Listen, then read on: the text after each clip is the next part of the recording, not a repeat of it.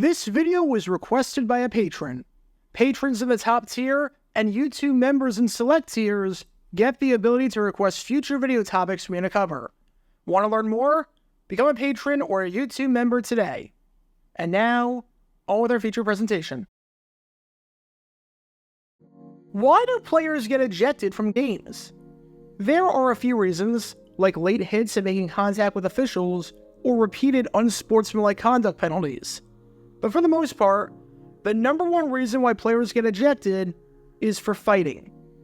You can do a lot of physical things in the sport of football, but the one thing that you cannot do is fight. You cannot throw a punch. If you throw a punch, no questions asked, you're done. Hit the showers.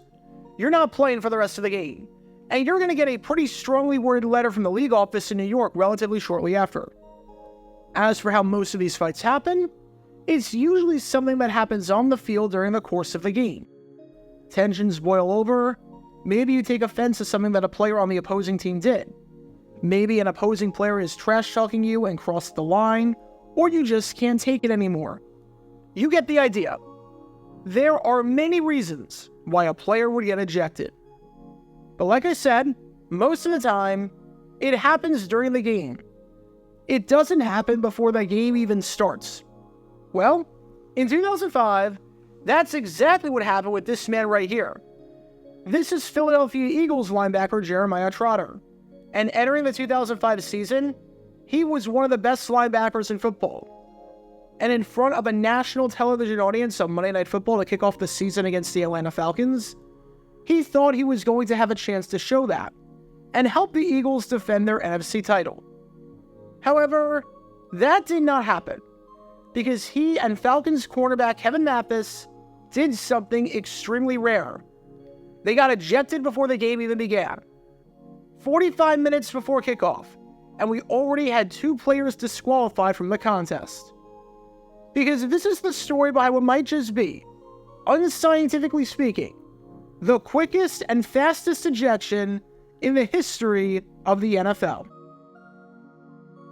Before I talk about the actual incident in question, because there is a lot to break down with this, we need some context to understand everything leading up to this event, as well as the importance of this game at hand. It's September 12, 2005. It's the opening week of the NFL season, and we've got a big game under the lights in prime time at the Georgia Dome between the Philadelphia Eagles and the Atlanta Falcons on Monday Night Football.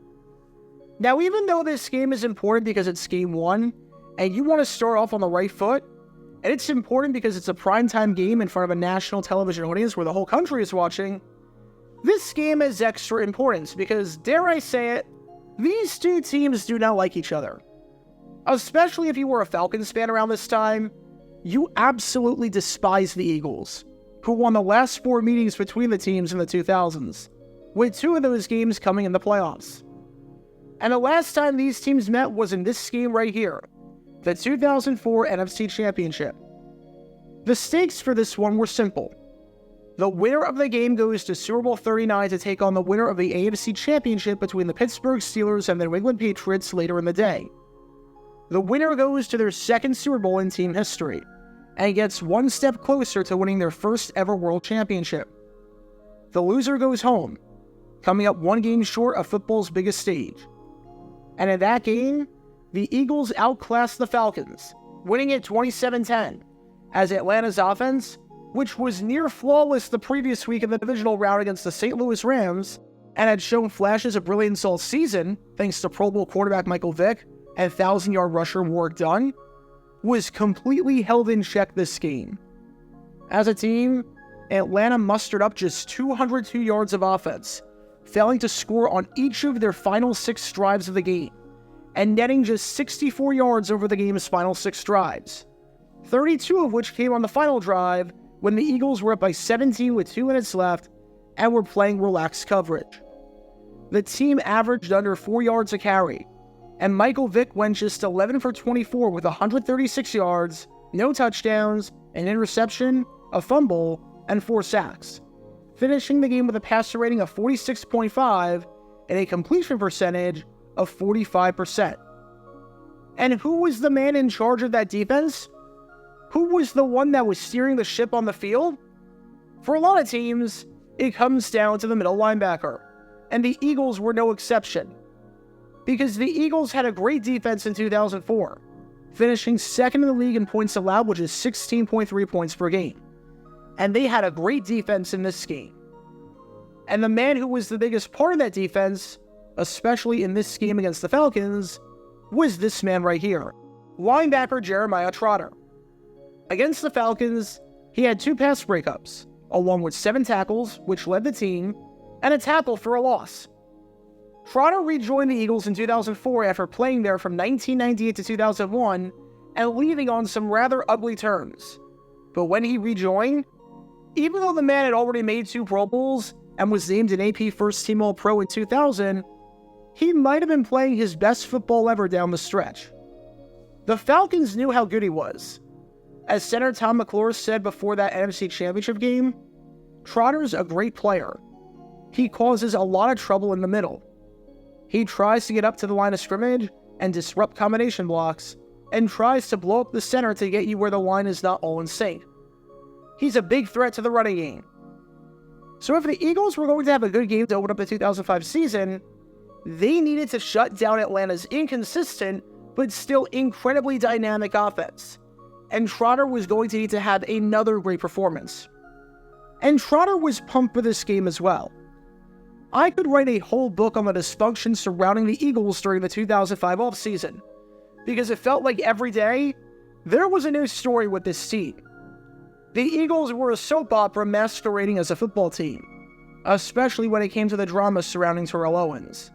But finally, Trotter and the Eagles would be able to hopefully put that behind them and just play the game that they knew how to play. Said Trotter leading up to this game against the Falcons, "It's just a great feeling to finally be at this point and to finally play a game. Finally, it's back to football." Well, not quite. Because this is what we call foreshadowing. Trotter would have to wait a little bit longer to play some football. I'll just put it that way. As you can probably imagine, the Eagles and linebacker Jeremiah Trotter, as in the man that you've been watching this whole time, were trying to assert their dominance, seeing as they had won 4 straight games against the Falcons and were the defending NFC champions, having eliminated their season. And what's one way that you can assert your dominance before a game when you play on the road? Stomp on the logo at midfield. Stomping on the logo and dancing on it is something that many teams have done, and in the eyes of athletes, it is the telltale sign of disrespect. Seeing as each team can take up one half of the field during a pregame, stomping on the midfield logo is coming about as close as you can possibly get without encroaching on opposing territory. On top of that, it's seen as disrespectful to your opponent because it's seen as marking your territory. A lot of people take the logo of the team that they play for as a sign of pride, and when you stomp on the logo, it's like you just came into their house and spat on them. Logo stomping is something that's incredibly prevalent, and whatever your thoughts on it are, and whether you view it as a sign of disrespect, no big deal, or just a stupid thing to do to motivate yourself or the other team, is up to you. There's nothing in the bylaws against it. However, sure enough, the Eagles did that here. What started off as a few Eagles stomping and acting inappropriately on the logo turned into more, which turned into more, which turned into most of the entire team. Naturally, the Falcons took offense to this. A mini war of words broke out, and the referees broke it up. And that was that. But the Falcons were ready for it. Ike Reese knew Jeremiah Trotter and the rest of the Eagles pretty well, seeing as Reese just joined the Falcons after spending the past 7 seasons in Philly, including the 2004 season, where he made the Pro Bowl and played a part in guiding the Eagles to the Super Bowl. And he knew that they were going to do this, since they always gathered at midfield to jump up and down on the logo, whether the game was at home or on the road. As Reese said in the locker room prior to the teams getting ready to warm up, "They're going to stomp on our logo." He just knew. And he knew, along with the rest of the Falcons, that they were not going to take it. Nothing about this caught them by surprise. He knew what the Eagles were doing, and head coach Jim Mora Jr. knew it as well, saying, "It's kind of childish, but you've got to admit on brawling, it's fun. A team thinks they're going to come into our stadium and disrespect our emblem? Well, I don't think we have to take that." And we didn't. And with Trotter and the Eagles on the Falcon logo, with Trotter jawing, and with the referees having already broken up the brouhaha, the Falcons were not done yet. The Eagles started this war. The Falcons were going to finish it. Because at that moment, Kevin Mathis, the veteran cornerback entering his 4th season with the Falcons, jawed and went at it with this man right here that you've been watching this whole time, Jeremiah Trotter. It looked like Trotter, at least from the video evidence, was going at it first, seeing as he approached Mathis, while Mathis stayed kind of put, or if anything, went backwards a tad. Then, Mathis laid his hands on Trotter, and all hell broke loose. And that's when this happened. Eagles starting middle linebacker Jeremiah Trotter and Falcons backup cornerback Kevin Mathis have been ejected from this game. Referee Walt Coleman told the teams that one of his officials saw the fight from start to finish, saw those two players throw punches. That's why they've been tossed. Now, Eagles owner Jeffrey Lurie was on the field, tried to convince the ref that this was simply a product of pregame jitters and why couldn't there just be offsetting fouls. Coleman wasn't buying it. He took the word of his official, stuck by his decision. By the way, Alan John, Commissioner Paul Tagliabue is in the building tonight. Got to see the whole thing. That's right. Before the game even started, before this game right here even kicked off, we had 2 ejections. Kevin Mathis and Jeremiah Trotter were both gone. Now for the Falcons, this wasn't a huge deal. Mathis was a backup cornerback, and while he appeared in nickel packages, he was someone that was easily replaceable. But for the Eagles, the heart of the defense, 45 minutes before kickoff, was gone. They didn't have a replacement. Their replacement was a linebacker named Mike Labinjo, a second-year man who played in just 3 games the year before and who wouldn't even play in the NFL again after the 2005 season. This is like when 2 kids act up in elementary school in class, and they both get punished by having to stay inside for recess. However, one of the kids loves playing basketball every day, and the other kid has a broken leg. Like, yeah, both parties are getting punished, but one of them is clearly getting punished more than the other. One of them is clearly more impacted by this.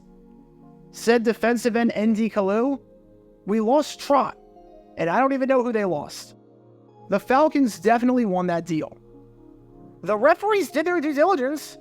They looked over things with video review, and referee Walt Coleman, after taking a look, and with Commissioner Paul Tagliabue in attendance, decided that both Mathis and Trotter should be ejected, since both men threw punches.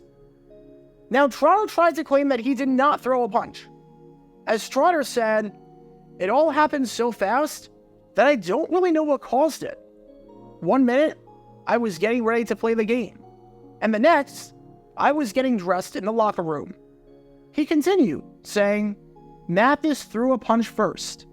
When he threw a punch, I tried to defend myself. I tried to grab his face mask. I did get a hold of it. I guess the ref thought that was a punch. He tossed us both." I'm surprised, especially with a game of this magnitude. It was really just trash talking. I think they really went overboard with it. I didn't throw a punch. But his appeal was to no avail. Trotter was fined by the league, and Coleman's decision was final. Jeremiah Trotter was out for the season opener against the Falcons. He was ejected before the game even started. And to say that this was a big loss for the Eagles would be an understatement. Remember how I said that the Falcons struggled to run the ball in the NFC Championship? And a big part of that was because of how well Trotter played at linebacker? Well, with Trotter out of the picture, the Falcons ran wild on them. Not only did the Falcons get their revenge on the team that ended their season last year, winning 14-10, but they did so by running for 200 yards, more than double what they ran for in the NFC Championship. They picked up 5 yards per carry, and both touchdowns that they scored came on the ground. Work done, who didn't do a whole lot in the NFC Championship, had 117 yards on this day. Michael Vick, who only had 26 rushing yards in the NFC Championship, didn't have to deal with Jeremiah Trotter in this game, and was able to pick up 68 yards and a touchdown here, or roughly 250% more yards than he had in the NFC Championship. The Falcons had the #1 rushing offense in football in 2004, and even though it didn't look like that in their last playoff game with Trotter out there, with Trotter out of the picture, it sure looked like that to kick off 2005. And for the Eagles, who were playing great against the run with Trotter in the starting lineup, having allowed just 106 rushing yards per game over their last 11 contests, including the playoffs, with 7 of those teams having under 100 yards, this was a complete shock to them. All because Jeremiah Trotter was ejected before the game even started. Now, the man who got ejected on the Falcons side, cornerback Kevin Mathis, didn't really do anything of note after that. In fact, he didn't play a single game during the 2005 season, although that was not by design, as he got hurt a few days later in practice and had to miss the rest of the season. But he played in 2006, didn't start any games, didn't have any interceptions, and never played again after 2006. So in many ways, his lasting legacy and his final moment in the NFL that people remember him for was getting ejected before this Monday night game even started, alongside Eagles linebacker Jeremiah Trotter. Now, whether Ike Reese was the one that orchestrated all of this, that's a conspiracy theory that still lives on in Philly more than 2 decades later, and that's up for you to decide. But still, you can't deny that the loss of Jeremiah Trotter was an absolutely big blow for the Eagles. A big, big blow. The Eagles were always a team that tried to intimidate you and tried to set the tone before the game even started. And on this day, the Falcons answered the call, and it backfired on the Eagles pretty badly. Jeremiah Trotter was the cog that made the Eagles' defense what it was. And for him to not be able to play in the game because of an ejection that took place before the contest even started? Well, that's incredibly bizarre. It's not the only time that it's happened in NFL history. Heck, it happened in 2004 with Joey Porter. But it is a rare occasion to get tossed before the game even starts. Because to open up the 2005 season, Jeremiah Trotter trotted off the field without even playing a single snap. Get your official Jaguar Gear 9 merchandise by going to jj9shop.com, and be sure to like and subscribe, as it really helps the channel out a lot. Join me every Wednesday night where we'll play NFL Trivia for cash prizes at 9 p.m. Eastern over on Twitch. To learn more about the history of college football, subscribe to Jaguar Gator 8. To learn more about the history of Major League Baseball, subscribe to Jaguar Gator 7. Also, special thanks to all of our Patreon supporters for helping out the channel. Your support is greatly appreciated. See how you can become a patron and request future video topics in the description below.